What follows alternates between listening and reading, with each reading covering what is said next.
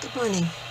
In our society today, there are many things that inundate our lives, and mostly it's about trying to sell you something or to change your mind about something or your beliefs.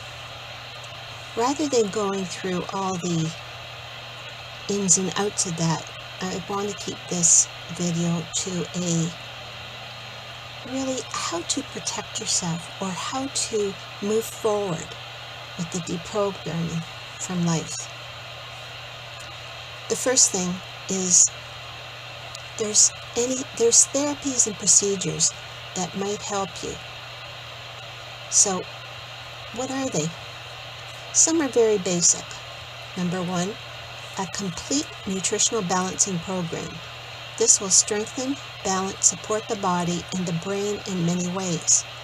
Besides increasing the adaptive energy or vitality level, it will help to strengthen your will, improve your memory, speed up your brain's ability to think and process, calm the nervous system, and much more. In addition to the diet and lifestyle, the healing procedures are very helpful. These are the use of a near-infrared light sauna therapy. Not everybody can do that. Daily coffee and enemas, rubbing the feet and hands, reflexology, twisting the spine daily, and pushing down mental exercise. They are separate therapies, and it is your choice as to which you can use for yourself. 2. Exercising the will. To deprogram and to reprogram yourself often requires strengthening the will. You will need a strong will to keep on moving through the anxiety and perhaps some physical or emotional pain that is bound to occur during the deconditioning process. Just deciding to do a nutritional balancing program will help, as can other daily routines such as doing some mild form of exercise. Also, do your best to avoid people, places, and other situations that weaken your will. For example, avoid naysayers and avoid any activity that weakens your resolve, tires you out needlessly, confuses you, discourages you, or depresses you. It's not easy, but think it over. For example, you may be the best on your own rather than in a relationship with someone who does not support breaking your program. 3. Religious conversion as a counter-stress. Think about it. Think about something that you believe in. We are not really a slave of God or a servant of God. We are what you would call the children of God. And as children, we have to learn different things.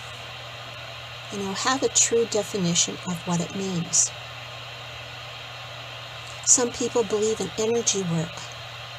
And energy work sometimes is really leaving behind what other people say to learning what is it that is resonating with you as truth.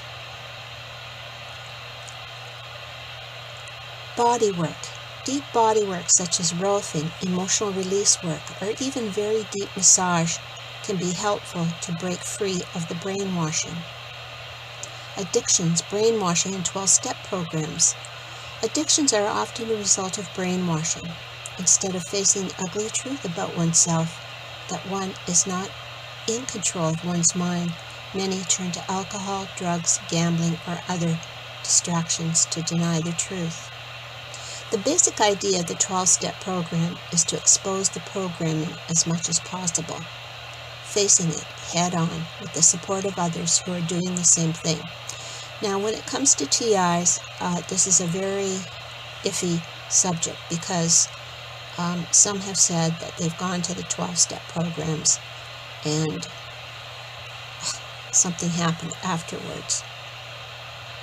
It takes a strong personality to break free of the brainwashing. Usually only the strong in society are willing to put up with the anxiety and other unpleasant feelings that occur when one challenges one's childhood programming. These individuals are often our heroes who hopefully become wise leaders to help others break free of their early brainwashing. Those who resist brainwashing. In times past, those who did not succumb easily to programming by their parents, teachers, and others were frequently beaten or even murdered as rebels, witches, and religious zealots. Today, such people are sometimes booted out of schools, fired from jobs, and defamed in many ways, even though they often harm no one. They just express their feelings and don't follow the crowd. Some would call them politically incorrect. Real freedom of thought and initiative, while given lip service, is still not well accepted in modern human societies. Traditional societies are usually the worst offenders in this regard, but the principle applies everywhere. Then there's political brainwashing, what the media says, what I call doublespeak of what the politicians say, or what they put out as being legitimate news that this is going to happen. You have to use discretionary powers when it comes in these particular things. You also have to look out for the political leaders of churches and whatever. It's by their works and their actions you will know them to be who they are. And that is something that I always look at, that as being the forefront of many things when dealing with these outside people. Are their words and their actions completely different? Watch out for relationships, especially with family and whatever, that if you encounter where they want to tell you what to do, and if you don't do it, you're going to get punished. But it's not so much as they will say you're going to get punished, it's by the subsequent actions that carry out. They will isolate you, they will do anything to make you feel as if you're not a worthwhile human being. And it goes in corporations. It is a practice that is very predominant throughout society. The reward system, if you are in conformity to what the greater will is. And that is not going to solve anything. There is a continual battle for your mind to change it or to sway it, to go towards that which will serve the greater good. But the greater good is not really showing itself as being functionally, as being the true truth of what it is.